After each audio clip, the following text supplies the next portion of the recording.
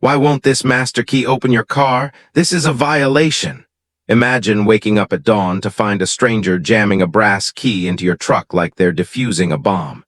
She called 911 to report a suspicious male. What she didn't know, that male was the county sheriff. This is the war for the driveway. It began with a clipboard, and it ended with a criminal record. The morning air in Silver Ridge usually smelled of pine and damp earth, the kind of quiet that makes you feel like the world is still asleep. But today, it smelled like an impending lawsuit. It was 7:12 a.m. I stepped onto my porch, the steam from my coffee rising in the crisp air, only to find a scene that looked like a low-budget heist. There she was, Becca Miller, the self-appointed queen of the Homeowners Association. She wasn't just standing near my truck, she was hunched over it, her body tensed with effort as she jammed a shiny brass master key into my driver's side lock. She was shaking it with the frantic energy of a burglar who'd forgotten his tools. I didn't say a word. I just stood there leaning against the porch railing, watching the absurdity unfold. In my 15 years in law enforcement, I've seen some bold criminals, but a woman in a pastel cardigan trying to key-pick a sheriff's vehicle at dawn was a first. When she finally noticed me, she didn't flinch. She didn't look embarrassed. Instead, she spun around with theatrical outrage, her face twisted in a scowl as if I was the one trespassing. "All vehicles in this neighborhood must allow HOA emergency access," she barked, her voice cutting through the morning silence. "Your refusal to provide a duplicate key to the board is highly suspicious. It's a direct violation of the safety code I drafted last Tuesday." I took a slow sip of my coffee. "Becca," I said, my voice low and steady, "you are currently attempting to bypass the locking mechanism of a government vehicle. Do you realize the felony charges associated with tampering with law enforcement property?" She scoffed, waving her hand as if my badge was a mere suggestion. "Titles don't grant you immunity from the bylaws, Sheriff David. Section 4, paragraph 12 clearly states that the association maintains unfettered access for safety audits. Your truck is too large, too dark, and frankly, its presence lowers the aesthetic value of this cul-de-sac. For all I know, you have hazardous materials in there." When her magical key failed one last time, she let out a gasp so dramatic it belonged on a soap opera. She whipped out her phone and dialed 3 digits I knew very well. "Hello, 911? Yes, I have an emergency," she shouted into the phone, pointing a manicured finger at me. "There is a non-compliant male preventing a mandatory HOA safety inspection. He is being physically intimidating, and I feel threatened on my own street. Send a unit to 1422 Oak Drive immediately." She hung up and looked at me with a triumphant smirk. She thought she was calling in the cavalry to put me in my place. She thought that because she had a clipboard and a title on a neighborhood website, the laws of the United States didn't apply to her. I stayed silent. In law enforcement, you learn that silence is the most effective interrogation tactic. It forces the other person to fill the void with their own guilt. Becca began packing the edge of my driveway, muttering about visual aggression and community standards. She didn't know that the dispatcher on the other end of that call was currently staring at a screen that showed the caller's location, a location that was flagged as the residence of the county sheriff. She didn't know that the sirens we were beginning to hear in the distance weren't coming to arrest me. They were coming to witness the greatest backfire in the history of Silver Ridge. As the blue and red lights began to reflect off the white picket fences of our neighbors, Becca straightened her cardigan. She adjusted her hair and put on a mask of distressed citizen. She was ready to give her victim's statement. I looked down at my truck, a blacked-out heavy-duty Chevy with reinforced bumpers and tinted windows. To her, it was an eyesore. To me, it was a mobile command center. Inside that vehicle sat sensitive equipment and department documents. By trying that key, Becca hadn't just annoyed a neighbor. She had crossed a line into a federal-level headache. The cruiser pulled into the cul-de-sac, tires crunching on the gravel. The theater was about to begin, and Becca Miller was the lead actress in a tragedy she didn't realize she'd written herself. She took a deep breath, stepped toward the arriving officer, and began her performance. But the first thing the officer did wasn't to look at me. He looked at her hand, still clutching that illegal master key. Becca Miller wasn't just a neighbor with a hobby. She was a woman who had weaponized boredom into a bureaucratic nightmare. To understand the madness that was unfolding on my driveway, you have to understand the geography of Silver Ridge. My property sat at the very end of a winding cul-de-sac, positioned perfectly on the invisible line where the HOA's jurisdiction ended and the county's unincorporated land began. My house was a sovereign island in her sea of regulations, and that technicality, it was the single greatest frustration of Becca's entire existence. She viewed my lack of membership not as a legal fact, but as a personal challenge to her authority. I remember our first meeting. I hadn't even finished moving the last of my boxes when I heard a sharp, rhythmic tapping on my front door. It wasn't a friendly welcome to the neighborhood knock. It was the sound of someone who had a warrant for your peace of mind. I opened the door to find Becca, clipboard in hand, looking at me as if I were a smudge on a pristine window. "I'm Becca Miller, president of the Silver Ridge Homeowners Association," she announced, skipping the pleasantries. She didn't look at my face. She looked past me, scanning my living room for non-compliant curtains. Her eyes eventually settled on my patrol cruiser parked in the driveway, the black and white Chevy Tahoe with the official county emblems, the light bar, and the push bumper. "That vehicle," she said, gesturing with her chin, "may cause unnecessary alarm among the residents. We have a visual tranquility policy here. I'll need you to park that inside your garage or preferably at a local precinct." I lean against the doorframe, a tired smile tugging at my lips. "Well, Becca, it's nice to meet you too. But first, that's a law enforcement vehicle. Second, according to my deed, this property isn't actually part of your HOA." The silence that followed was heavy. Becca's face didn't move, but I saw her grip on the clipboard tighten until her knuckles turned white. "We consider this a boundary-adjacent property," she whispered, her voice tightening. "Cooperation is expected for the sake of community harmony." I told her, as politely as a man who had just spent 10 hours moving furniture could, that my cooperation ended where my property line began. She didn't argue further that day. She just made an aggressive, sweeping note on her clipboard and walked off. It felt like she was filing paperwork for my eventual eviction from reality. A few days later, the paper war began. I found a slip of paper tucked under my wiper blade. In bold, shaky letters, it read, "Unauthorized government imagery visible from public view, $45 fine." She was referring to the sheriff's badge on the door. I actually laughed. I peeled it off and tucked it into a folder. I didn't know then that this folder would eventually become a 3-inch thick binder of insanity. I didn't know I'd eventually need color-coded tabs for her various categories of nonsense. By the second month, the fines were arriving daily. One morning, I was fined for excessive driveway usage. Another day, it was atmospheric noise pollution because my engine, a standard V8, was apparently too loud for the local squirrels. But the escalation truly began when Becca decided she needed a master key. She cornered me at my mailbox one evening, her earpiece glowing blue in the twilight.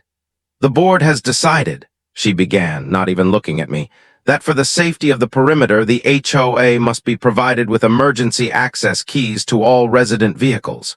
For safety audits." I looked her dead in the eye. "Becca, you're asking for a key to a police vehicle. That contains loaded firearms, sensitive case files, and radio equipment that is encrypted by the federal government. Are you hearing yourself?" "Safety," she repeated, her eyes glazing over with a strange, bureaucratic fever, "is the highest law." "No," I replied. "The Constitution is the highest law, and the Fourth Amendment says you aren't getting a key to my truck." She didn't blink. She just turned and walked away, her sandals clicking on the pavement like a countdown clock. That was the moment the surveyor was born. She began spending her nights walking past my house, shining a flashlight into my windows and taking measurements of my truck's shadow. She was building a case in her mind. A case that would lead her to stand in my driveway with a brass key, dialing 911, unaware that the shadow she was measuring was about to be cast by the bars of a holding cell. The weeks following our master key discussion weren't quiet. They were the opposite. It was a Cold War fought with yellow carbon copy paper and neon-colored stickers. Becca Miller had moved past simple annoyance. She had entered the realm of full-scale psychological warfare. She wasn't just patrolling the neighborhood anymore, she was auditing the very earth I walked on. It started with the fines.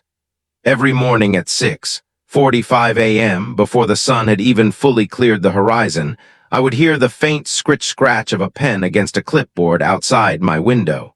Into the folder went the first of many absurdities. Unauthorized terrain modification, the slip read. The crime: I had parked my truck on my own gravel driveway after a heavy rainstorm. The weight of the Chevy had left 2-inch-deep ruts in the wet stones.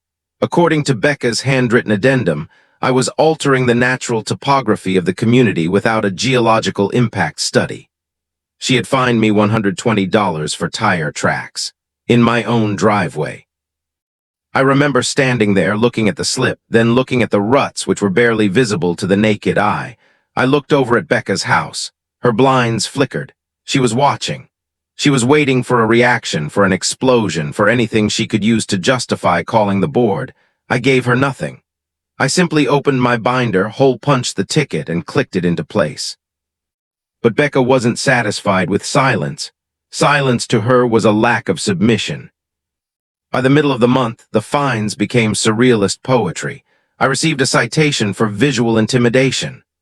The explanation: the morning sun was reflecting off the chrome grille of my patrol truck and hitting the side of her house. She claimed it was a high-intensity light disturbance and demanded I cover the vehicle with a non-reflective, HOA-approved beige tarp whenever it was parked. Next came the shadow imbalance fine. I'm not making this up. She argued that because my truck was tall, it cast a shadow that lasted 4 minutes longer than the neighborhood average, depriving the grass on the edge of the sidewalk of its rightful UV exposure. I decided it was time to play a little game. As a sheriff, I have access to public records, land surveys, and county maps. I spent an evening at the station pulling up the original plot maps for Silver Ridge. I confirmed what I already suspected. Not only was my house outside the HOA, but the sidewalk she was so worried about was actually county property that the HOA had been illegally landscaping for years. I waited for her next patrol. I was working on my front lawn, trimming some bushes, when the shadow of the clipboard fell across my feet. I didn't look up. "The council is meeting tonight, Mark," she said, her voice dripping with a fake motherly concern. "We're discussing the Vehicle Silhouette Act. It's a new measure to ensure all transport within the visual corridor of the community meets a certain dignity." "Dignity, Becca?" I snipped a branch. "It's a truck, it hauls equipment, it saves lives, it's not a fashion statement." "It's a disruption," she snapped, the mask of politeness slipping for a fraction of a second. "It reminds people of trouble of sirens. We want peace here, and your property, despite your claims of independence, is the gateway to our peace. If the gateway is cluttered with authority symbols, the peace is compromised." I finally looked up. "Becca, you're not talking about peace. You're talking about control, and you're using my driveway as a stage for your little theater of the absurd." She didn't answer. She just tapped her pen against her clipboard, eyes narrowing. "You'll see the notice by morning." She wasn't lying. The next morning, I stepped outside to find 26 neon orange flags lining both sides of my driveway. They were spaced exactly 18 inches apart, forming a glowing, neon runway that led straight to my truck. Each flag had a small, laminated tag attached to it. I bent down to read the closest one. HOA claim pending.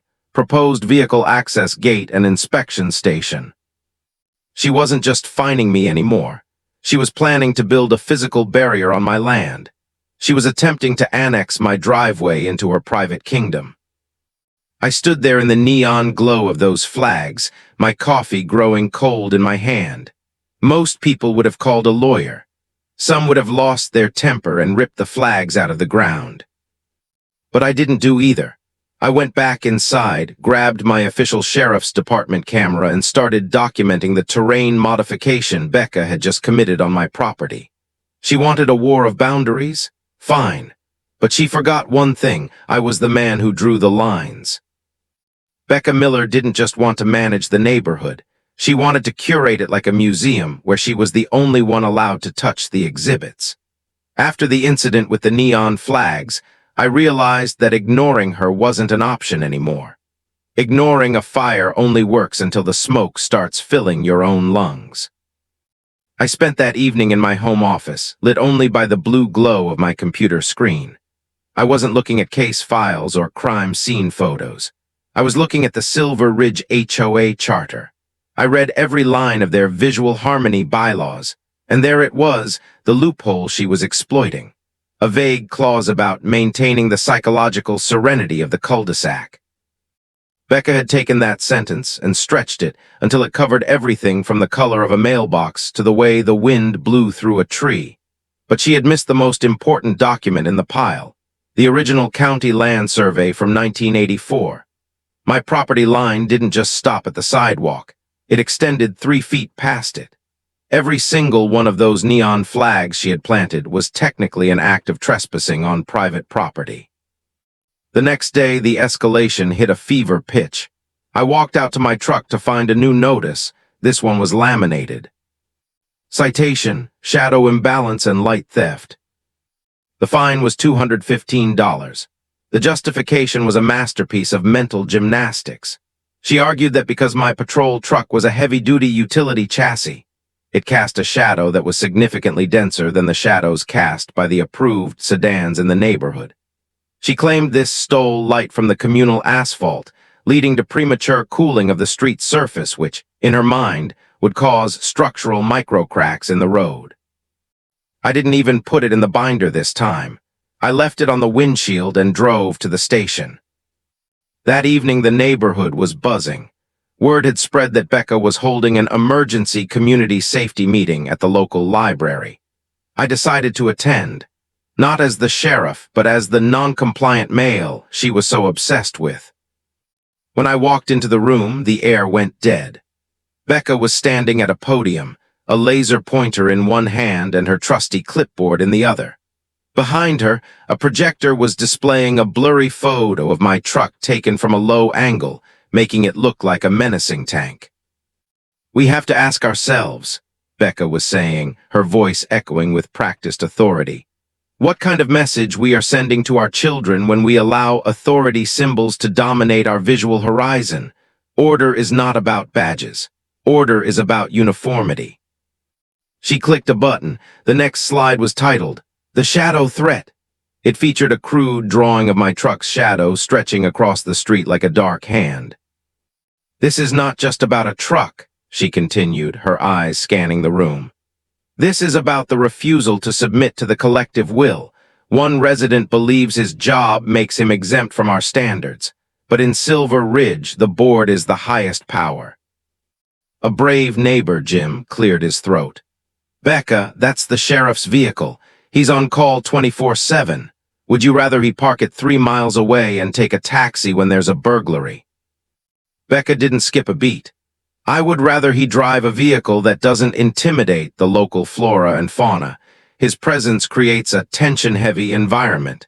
People are frightened by unpredictable silhouettes." She then dropped the bombshell. She pulled out a stack of papers, the Silver Ridge Mobility Council Charter. It was a new subcommittee she had formed entirely of herself and 2 of her bridge partners. Their first act, a proposed mobility harmony contribution, fee of $89 per month for any vehicle over 6 feet tall. I stood up. I didn't walk to the front. I just stood by the door. The room turned to look at me. "Becca," I said, my voice projecting with the calm authority I use in a courtroom, "I've spent the last 4 hours reviewing the county land surveys. Not only are your mobility fees illegal under state law, but every flag you planted on my driveway yesterday was a violation of Statute 14A regarding private property markers." Becca's face went from pale to a deep, bruised purple. "This is an HOA meeting, Mark. You have no standing here." "Actually," I said, stepping forward, "as a resident of this county and the owner of the land you're currently trying to annex, I have all the standing I need. And as the sheriff, I'm here to tell you that your safety council just crossed the line into criminal harassment." The room was silent. You could have heard a pin drop. Becca gripped the podium so hard I thought the wood might crack. She didn't have an argument. She didn't have a law. All she had was a laser pointer and a dream of absolute control. "We aren't finished," she hissed. "You're right," I replied. "We're just getting started." The morning after the emergency meeting at the library, the air in Silver Ridge was thick with an uneasy stillness. I knew Becca Miller wasn't the type to retreat. In her mind, the fact that I had challenged her in front of the neighbors wasn't a wake-up call. It was a declaration of war. And in Becca's world, war wasn't fought with bullets. It was fought with barricades and neon tape. I stepped out onto my porch at 6:30 a.m., expecting to see a fresh fine on my windshield. Instead, I saw something much more elaborate. My driveway had been transformed into a construction site. Becca had gone to the local hardware store and purchased 4 heavy-duty orange and white plastic sawhorse barricades. She had lined them up across the entrance of my driveway, effectively boxing my truck in. Bright yellow caution tape was stretched between the barricades, fluttering in the breeze like the banners of a conquering army. Pinned to the center barricade was a sign, laminated and professionally printed. "Temporary Vehicle Containment Zone, Safety Audit in Progress." I didn't lose my temper. I didn't yell. I just stood there taking a slow breath of the morning air and pulled out my phone. I hit record. As if on cue, the front door of the Miller house creaked open. Becca emerged, wearing a high-visibility safety vest over her floral blouse. She was carrying her clipboard, and she was wearing that glowing blue earpiece again. She marched down the sidewalk with the purpose of a drill sergeant. "The containment zone is for your own protection, Mark," she called out, not even looking up from her notes. "Since you've refused to provide the universal access key, the board has voted to quarantine the vehicle until a third-party safety inspector can verify its contents." "Becca," I said, keeping my voice low and calm, "you're physically obstructing a law enforcement officer's path to work. Do you have any idea how many statutes you're breaking right now?"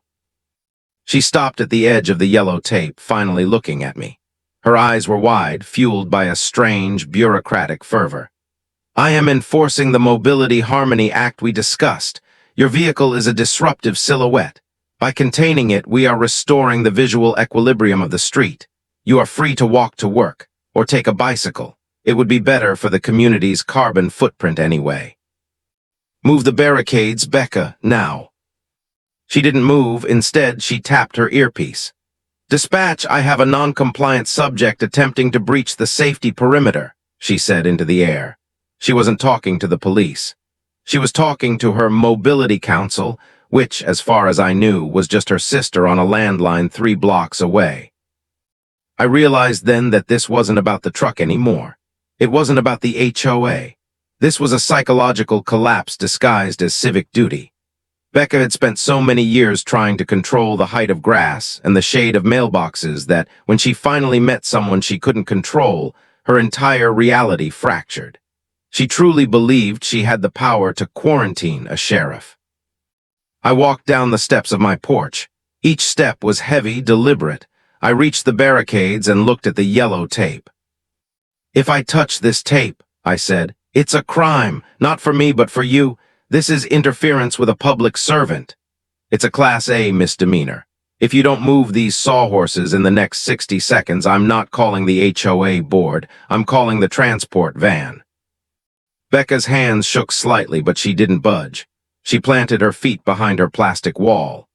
"You think that badge makes you a king? It doesn't. Not here in Silver Ridge. The standards are the law. I am the protector of those standards."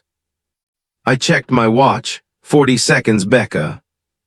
"I'm filing a formal complaint against your department," she shrieked, her voice finally breaking. I'm reporting you for visual harassment and aggressive land occupation. 20 seconds. Neighbors were starting to come out onto their porches. Jim was there, watching with wide eyes. Jill was recording from her window. They were seeing the Queen of Silver Ridge lose her mind over a driveway. When the 60 seconds were up, I didn't move the barricades myself. I pulled out my radio. Dispatch, this is Unit 1. I have a 1096 in progress at my residence. I need a unit for a physical obstruction of a service vehicle and a mental health evaluation. Send Scott. Becca's face went white. She knew Scott. Scott was the deputy who had warned her about the master key incident. The reality of the situation finally started to pierce her bubble of delusion, but instead of apologizing, she did something even more desperate. She sat down. Right there on the asphalt behind the yellow tape, she sat cross-legged and hugged her clipboard to her chest. "I shall not be moved," she cried out. I looked at the woman sitting in my driveway in a neon vest, and I realized the neon runway had just become a stage for her final act. But the curtain was about to fall, and the audience wasn't clapping. The morning after the driveway sit-in, I thought Becca might have finally retreated to lick her wounds and consult whatever imaginary legal team she had in her head. I was wrong. When a personality like Becca Miller feels her authority slipping, she doesn't seek a peaceful resolution. She seeks an escalation that shifts the reality of the situation entirely. She didn't just want me to comply anymore. She wanted my truck gone, physically removed from the earth. I was at the station finishing up some paperwork when my phone buzzed. It was my neighbor, Jim. He sounded breathless. "Mark, you need to get home, right now.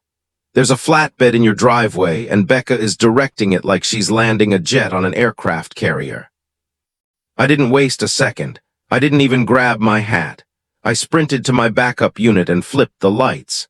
As I roared into our quiet cul-de-sac, the scene was even more chaotic than Jim had described. A massive, greasy flatbed tow truck was backed halfway up my driveway. The driver, a young guy in a neon vest who looked like he'd rather be anywhere else, was jumping out of the cab. And there was Becca. She had traded her pastel cardigan for a tactical-looking windbreaker and was holding a stack of official HOA removal notices. "Hook it up," she was shouting. "This vehicle has been declared a community biohazard and a visual nuisance. It is abandoned property under Article 9. I pulled my cruiser right behind the tow truck, blocking its exit. I stepped out, the gravel crunching under my boots. The driver froze when he saw the uniform, his hand hovering over the winch controls. "Step away from the vehicle," I said. My voice wasn't loud, but it had that edge that makes people stop breathing for a second. "Officer, thank goodness you're here," Becca cried, spinning around. She didn't even realize it was me for a split second. "I've initiated a mandatory removal. This abandoned unit is violating the mobility harmony protocols." "Becca," I said, walking toward her. "I am the owner of this vehicle. I was at work. That truck is not abandoned. And you are currently committing grand larceny and carjacking by proxy." The tow truck driver looked at the sheriff's emblem on my door, then at my truck, then at Becca. "Lady," he stammered, "you told me this was a foreclosed property and the owner moved to Florida 3 months ago." Becca didn't blink. She didn't even look at the driver. She looked at me with a terrifying, glassy-eyed focus. "The paperwork is filed, Mark. In the eyes of the association, you have moved emotionally from this community. Therefore, your property is a derelict remains. I am simply cleaning the slate." This was the moment I realized Becca wasn't just a Karen. She was a person who had completely detached from the legal reality of the United States. She was operating in a sovereign state where her clipboard was the Constitution. "Driver," I said, looking at the young man, "if you touch that truck, I'm arresting you for theft of a government vehicle. Lower the bed and leave, now." "I'm gone, man, I'm gone," the driver yelled. He scrambled back into his cab, but Becca actually threw herself in front of his door. "You have a contract," she shrieked. "The Silver Ridge Mobility Council has authorized this." I walked over, took Becca by the arm, firmly but gently, and moved her aside. Becca, listen to me very carefully. You lied to a commercial contractor to facilitate the theft of a law enforcement vehicle. That is a felony. Do you understand? Felony. She pulled her arm away, her face twisting into a mask of pure, unadulterated rage. You think you're so powerful because of that tin star? I have the power of the bylaws. I have the signatures of the board and the bidder. I will have you towed, I will have you fined, and I will have your shadow erased from this street.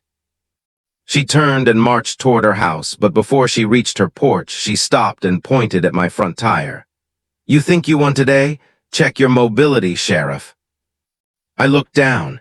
While I was talking to the driver, she had managed to sneak around the back. Clamped onto my front left tire was a massive, bright yellow wheel boot. A theft-proof immobilization device she must have ordered online. Dangling from the boot was a small, laminated tag. Release fee, $390, payable to the Miller Safety Fund. I didn't move, I didn't chase her. I just took a picture of the boot, a picture of the tag, and a picture of Becca's retreating back. She had just crossed the Rubicon. She hadn't just tried to move my truck, she had successfully tampered with a law enforcement vehicle during an active duty shift. The tow truck driver sped away, leaving a cloud of dust. The neighborhood was silent, save for the faint sound of Becca's front door slamming shut. I picked up my radio. Dispatch, send a supervisor to my location. We're moving past a mental health check. We're moving into felony tampering and extortion. The yellow boot on my tire wasn't just a physical restraint. It was the smoking gun. In the state of Washington, or anywhere in the U.S. for that matter, immobilizing a vehicle, especially an emergency response vehicle, is a high-stakes gamble. Becca Miller hadn't just doubled down. She had gone all in on a hand she didn't realize was a losing one. But Becca wasn't done. She knew that as a single individual her power was limited. To truly legitimize her madness, she needed a consensus. She needed the neighbors to buy into her delusion. That evening I saw a stream of cars pulling up to the community clubhouse. No notice had been posted on the public board. No emails had been sent through the official portal. This was a shadow meeting. I knew this because my neighbor Jim, the same Jim who had warned me about the tow truck, texted me a photo of a handwritten flyer he'd found stuffed into the bottom of his mailbox. It read, urgent, Silver Ridge Mobility Council, vote on public safety exclusion. I decided it was time for the sheriff to attend a meeting. I didn't go in my cruiser. I walked. I wanted her to see me coming from a distance, a silhouette of the very authority she claimed to despise. As I approached the clubhouse, I could hear Becca's voice through the cracked windows. She was in peak form. We are at a crossroads, she shouted, her voice echoing off the linoleum floors. We can either be a community governed by the aesthetic harmony of our bylaws, or we can be a parking lot for government intruders. The shadow imbalance is just the beginning. Today it's a truck. Tomorrow it's armored vehicles. We must authorize the Mobility Council to levy compulsory relocation fees. I pushed the heavy double doors open. The creak of the hinges was the only sound in the room as 40 pairs of eyes turned toward the back.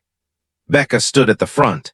Behind a podium draped in a Silver Ridge banner, she had clearly made herself with a hot glue gun. This is a private session, Mark, she barked, her hand reflexively grabbing her clipboard. Council members only. That's funny, Becca, I said, walking slowly down the center aisle. Because I checked the county records this afternoon. There is no Mobility Council registered with the state. There is no safety fund bank account. And there is certainly no legal provision that allows a private citizen to extort $390 for a wheel boot they bought on the internet. A murmur ran through the crowd.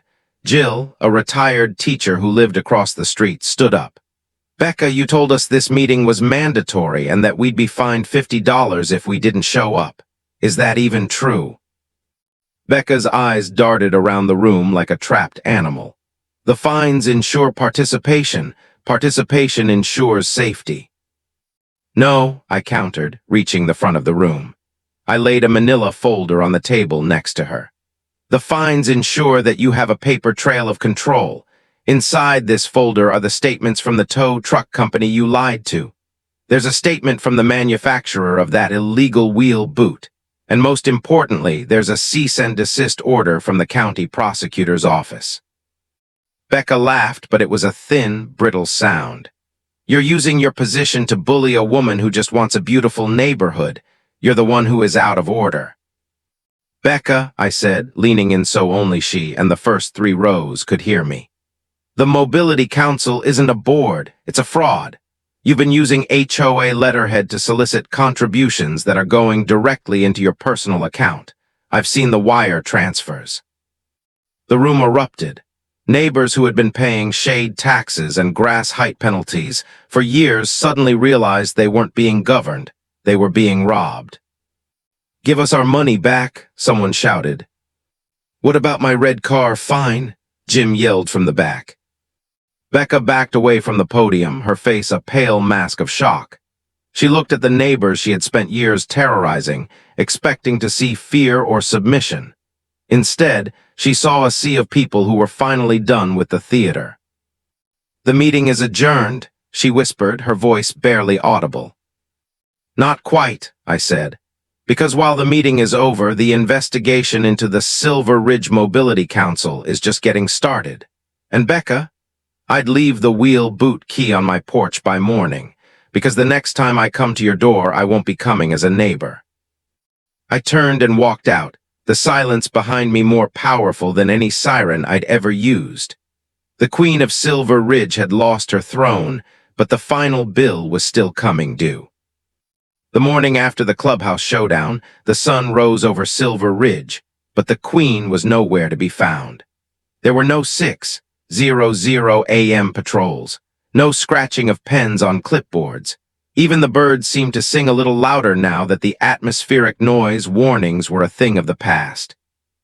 I walked out to my driveway, the gravel crunching under my boots.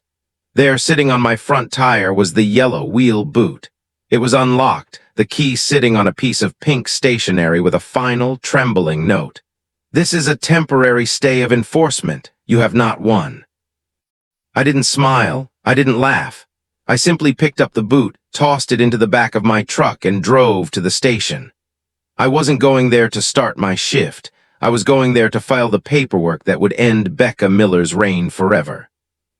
You see, the Mobility Council wasn't just a nuisance. It was a criminal enterprise. My investigators had spent the night pulling the threads on the Miller Safety Fund. It turned out Becca hadn't just been fining people for shadow imbalances. She had been redirecting actual HOA dues into a private account she labeled Infrastructure Reserve. That reserve had paid for her new deck, her European vacation, and ironically, the very wheel boot she had used to trap my truck. By noon, I was back in the cul-de-sac. This time, I wasn't alone. 3 patrol units pulled up behind me, their lights flashing silently, a visual disturbance Becca would finally have to face. We walked up her manicured lawn, past the hedges that were trimmed to the exact millimeter of her own regulations. I knocked on the door. When she opened it, she wasn't wearing her safety vest. She was wearing a bathrobe, clutching a cup of tea as if it were a weapon. "Becca Miller," I said, my voice echoing for the neighbors who had gathered on their porches to watch. "I have a warrant for your arrest for felony grand theft, wire fraud, and tampering with a government vehicle." The teacup didn't just fall, it shattered. The Queen didn't scream. She didn't argue. She just looked at the handcuffs on my belt and then at the neighbors. She saw Jim, who was finally washing his 2-red car in his driveway. She saw Jill, who was holding a "for sale" sign she was finally taking down because she no longer felt the need to flee. As we led her to the cruiser, Becca stopped. She looked at my truck, the black and white Tahoe she had fought so hard to erase. "The silhouette," she whispered, her voice cracked. "It's still wrong." "No, Becca," I said, opening the door for her. "It's exactly where it belongs." A few weeks later, the Silver Ridge HOA held a real meeting. We discovered that Becca had managed to bypass the board for years by forging signatures and intimidating anyone who dared to ask for a bank statement. The Mobility Council was officially dissolved. The shadow imbalance fines were refunded. and the master key protocol was burned in a celebratory bonfire at the community park. I sat on my porch that evening, the steam from my coffee rising into the air. I watched a young couple walk their dog past my house. They paused at the edge of my driveway, looking at the spot where the neon flags once stood. They looked around, confused for a moment, then continued toward the lake. I waved, they waved back, and I realized something. Community doesn't require control. It doesn't require authority. It doesn't require fines, citations, or laminated threats. Sometimes all it takes is a wave, a path, a shared space, and the absence of someone screaming about vehicular silhouettes. Becca was gone. The neighborhood was free. And somewhere 30 miles south, a new HOA board was unknowingly about to learn that no matter where she goes, a person like Becca will always bring her clipboard. Real authority doesn't come from titles or made-up regulations. It comes from responsibility, respect, and understanding the limits of your role. Becca built her world on imagined control, and when reality pushed back, she collapsed under the weight of her own inventions. The best thing you can do is stand your ground, document the truth, and let their actions speak louder than your frustration. Real authority is earned, never seized. If someone tried to open your car with a master key, what would your first move be? Drop your thoughts in the comments below. I read every single one. And if you've ever survived an HOA nightmare or a neighbor who thought they owned the street, hit that subscribe button and ring the bell. You don't want to miss our next dive into the world of creative chaos. Until next time, keep your shadows balanced and your property lines clear.